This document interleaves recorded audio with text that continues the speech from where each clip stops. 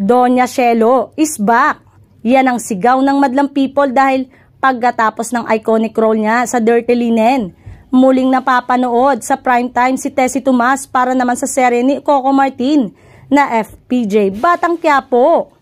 Pinasilip sa teaser ng kapamilya teleserye ang karakter ni Tessie, kung saan very Doña Shelo nga ang dating niya mula sa pagsuot ng mamahaling alahas at pagkasosyal ng kanyang look. Ayon sa teaser, special participation ang magiging role ni Tessie sa serye, pero wala pang detalye kung ano ang magiging papel niya sa buhay ni Tanggol.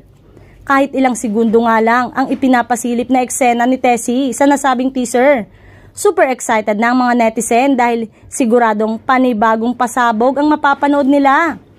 Ang bongga rin ng pagpasok ni Tessie sa serye dahil sa unang pasilip pa lang, kaeksena na niya si Charo Santos. Kaya naman kanya-kanyang hula na ang viewers kung ano ang role ni Tessie sa serye. Chika naman ng iba, isa lamang si Tessie sa mga pasabog na dapat abangan mula kay Coco sa pagdiriwang ng unang anibersaryo ng FPJ Batang Quiapo ngayong Pebrero.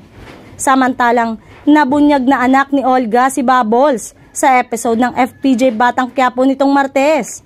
Tinago niya ang kanyang anak sa Batang Celso na kanyang dating driver at diniin na hindi siya makikilala bilang ina.